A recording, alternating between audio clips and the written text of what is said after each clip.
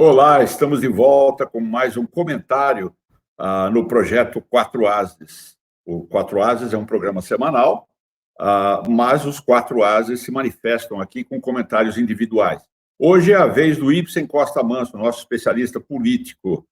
E o Ibsen vai abordar um assunto diferente, porque nos últimos tempos tem sido difícil conseguir um tema positivo para comentar, mas nós temos um tema positivo, algo que nos faz pensar o que poderia ser esse país se a nossa classe política fosse um pouco mais objetiva na hora de avaliar e decidir certas coisas, né? Porque é um assunto que só vai dar resultado daqui a muitos anos. Por que não aprovou isso mais para trás? Não é verdade, Ibsen? Por favor, a sua visão sobre esse passo importante que foi dado relativo ao saneamento básico no Brasil.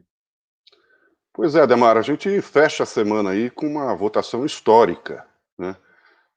65 votos a 13 no Senado foi aprovado aí o marco regulatório do saneamento básico.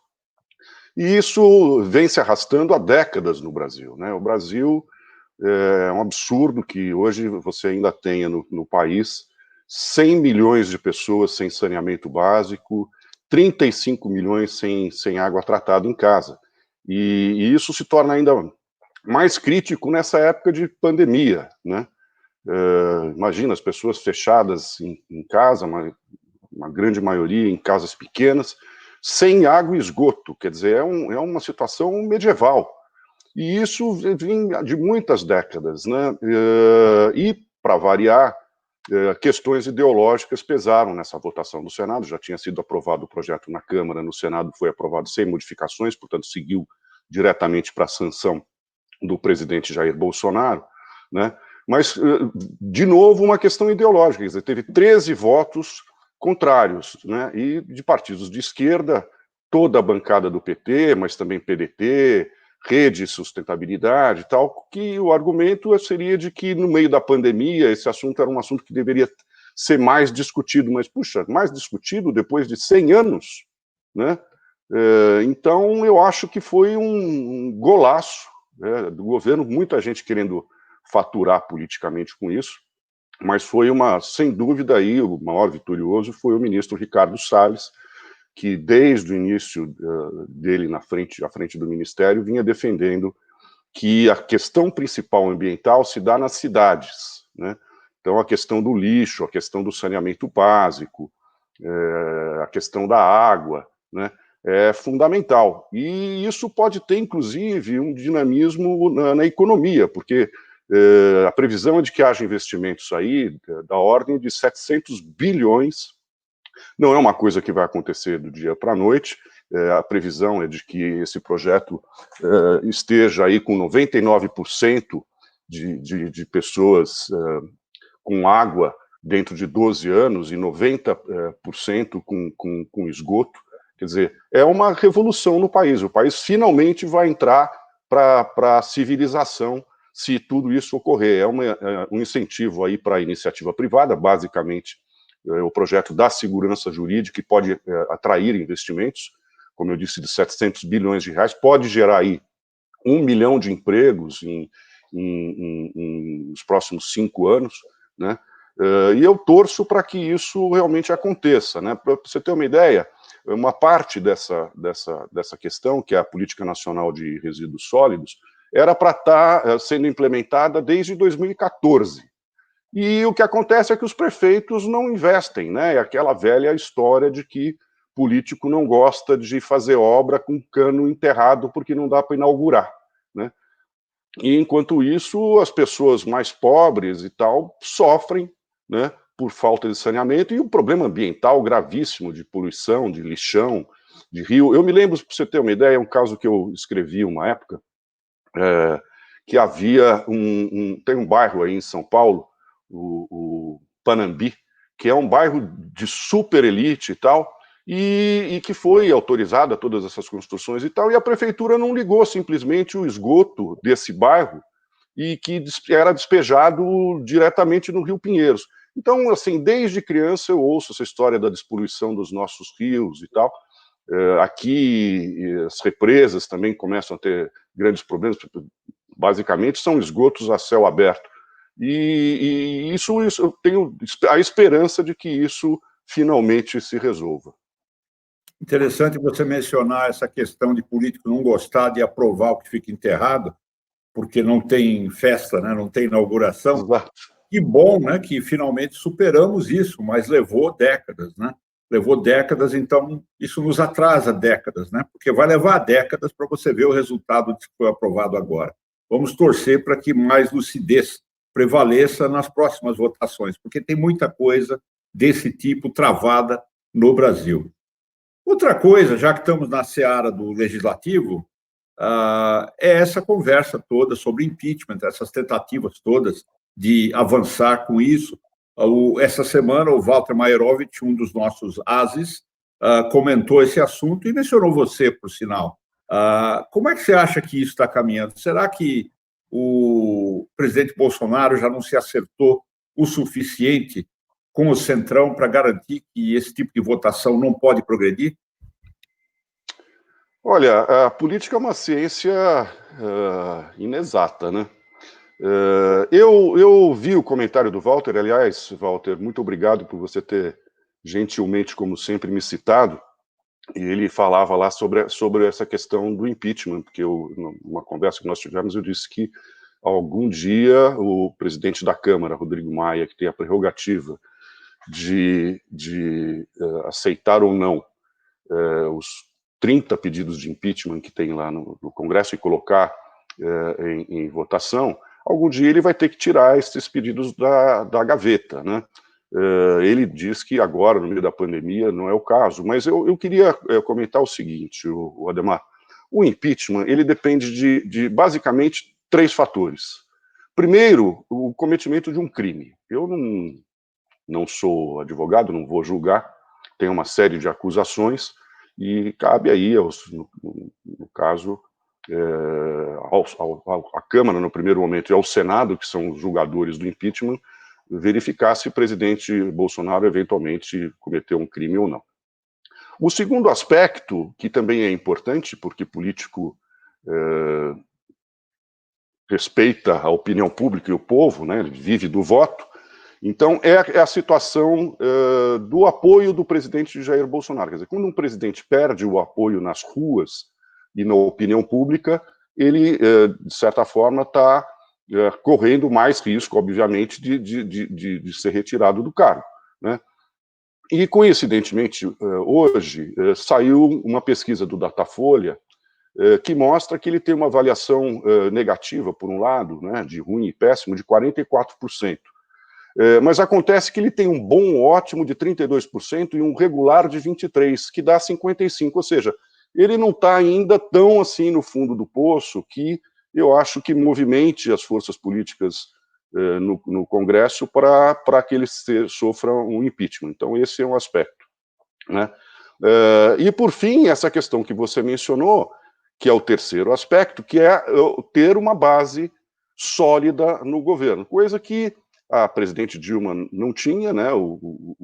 A ex-presidente Dilma não tinha, o ex-presidente Collor não tinha, e o presidente Bolsonaro estava em muito atrito, quer dizer, o seu partido mesmo, alguns parlamentares que foram eleitos para o seu partido o abandonaram, então, inclusive, fazendo uma grande oposição a ele, e ele precisa ter um mínimo garantido aí de base, e agora está começando a fazer política com o Centrão, né? E aí a questão é essa coisa, a gente nunca sabe, né? É só eleição, né? E nesse caso também é uma votação, só depois da apuração, né? Eu só faço o prognóstico depois do resultado, né? Mas eu diria que hoje, visto de hoje, pelo que eu persinto hoje, não há condições ainda para a abertura de um processo de impeachment e o afastamento do presidente Bolsonaro. Amanhã você me pergunta de novo e vamos ver. Digamos que nesse momento, de certa forma, é fácil para o Rodrigo Maia dizer não é hora. Na verdade, o que ele está dizendo é as condições políticas para levar isso para frente, que dependem do sentimento nas ruas, não existem nesse momento. Tem muita crítica, tem muita restrição, mas não se transformou num movimento como a gente viu, por exemplo, na queda da Dilma Rousseff, né? Exatamente. Então, por enquanto, a coisa navega, e é fácil para o presidente da Câmara dizer, não é hora, ele não está sob uma pressão das ruas para colocar isso em votação. Mas já que estamos falando em votação, tivemos uma novidade essa semana, que foi a mudança no comando do TSE, e temos eleições chegando aí, decisões para tomar sobre quando elas serão realizadas. O que é que você está vendo aí para arrematar o seu comentário, Ibsen? Pois é, o Walter Maierovitch comentou também a questão do TSE, né? O ministro Fux assumiu a presidência, tem uma possibilidade de adiamento aí das eleições municipais para outubro, nós estamos no meio dessa pandemia, né? Por outro lado, ele comentou lá os processos que tem de cassação da chapa, né? Bolsonaro-Mourão, né? E eu acho que ele fez um comentário excelente, eu não quero aprofundar mais nisso muito, mas, na verdade, o presidente Bolsonaro teve um dos processos que ele responde, eram 8 processos, um dos processos que ele responde no TSE foi arquivado, que era aquele de outdoors que foram pagos por empresários e tal, e vamos ver os próximos processos. A única coisa que eu queria comentar sobre isso, e que a maioria das pessoas não sabe, e é uma coisa que me preocupa, de novo, eu não vou julgar, cabe aos ministros do TSE julgar, lembrando o que aconteceu naquele julgamento da chapa Dilma Temer, né, que tinha tudo para ser cassada a chapa, mas de repente a presidente Dilma, no meio do caminho, sofreu um impeachment e o cenário se reverteu e a chapa foi absolvida e o presidente Temer terminou o seu mandato, né? Mas, com relação à cassação da chapa Bolsonaro-Mourão, eu queria lembrar uma questão que, para mim, é importantíssima e que me preocupa muito. Eu acho que toda descontinuidade é ruim e o melhor, sempre, como eu falei no nosso programa, é que a gente esperasse uma eleição em 2022, daí o povo decide. Mas, eventualmente, se houver uma cassação, se realmente tiver sido cometidas irregularidades aí durante a eleição e a chapa viesse a ser cassada, tem um aspecto que eu acho muito importante, que é o seguinte. Perdão. Vou tomar uma aguinha de coco aqui, porque eu estou com tosse. Que é o seguinte. O que diz a legislação? A legislação diz, hoje, né, que se houver uma cassação da chapa, ou seja, o presidente e o vice são retirados do cargo até a metade do mandato, portanto, até o final deste ano, são convocadas eleições diretas dentro de 90 dias. Tá? Assume o presidente da Câmara, temporariamente, 90 dias se faz a eleição e uma nova chapa é colocada. Mas tem uma questão grave, porque se isso acontecer eventualmente a partir do ano que vem, o que diz a legislação é que a eleição será indireta pelo Congresso. E como isso nunca aconteceu, e como costuma acontecer no Brasil, como a gente estava falando no início da nossa conversa aqui, essa eleição indireta não está regulamentada. Teria que ser regulamentada às pressas, não se sabe quem poderia ser os candidatos, se só os parlamentares poderiam ser candidatos eventualmente, quanto tempo a pessoa precisaria estar filiada a um partido para se candidatar, se pode eventualmente ter candidatura avulsa. Você imagina a confusão que vai ser no país, se eventualmente a chapa for cassada? Não estou dizendo aqui nenhum juízo de valor, mas imagina a confusão, que a gente não sabe nem como é que vai estar o ano que vem nessa questão do coronavírus, e no meio disso a gente ter que fazer uma eleição indireta no Congresso. Eu acho muito complicada essa situação. Portanto, do ponto de vista político, não estou discutindo a questão legal, porque aí é o Maierovitch aqui fala sobre isso, mas do ponto de vista político, eu acho muito difícil, né, que ocorra essa cassação. Não estou aqui, não tenho bola de cristal, né?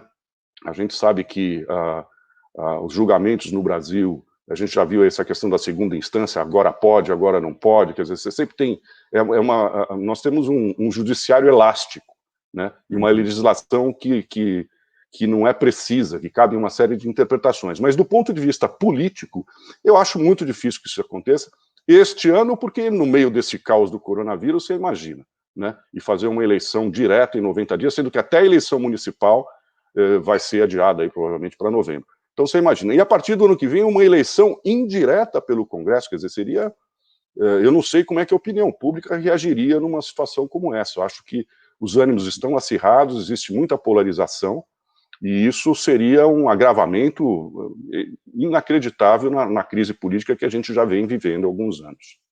Exato, Ibsen. Apenas para completar, essa questão da eleição indireta ocorreria se a cassação vier depois de 2 anos do mandato completado, né? Esse é o prazo aí que temos. Então, estamos muito próximos dos 2 anos e de toda uma cena que seria realmente inusitada e complicada. Bom, Ibsen, muito obrigado pelas observações. Este é o 4 Ases, o Ibsen é um dos nossos ases. Agradecemos por essa participação, Ibsen. Muito obrigado. Eu que agradeço mais uma vez a você, Ademar. E até a próxima oportunidade.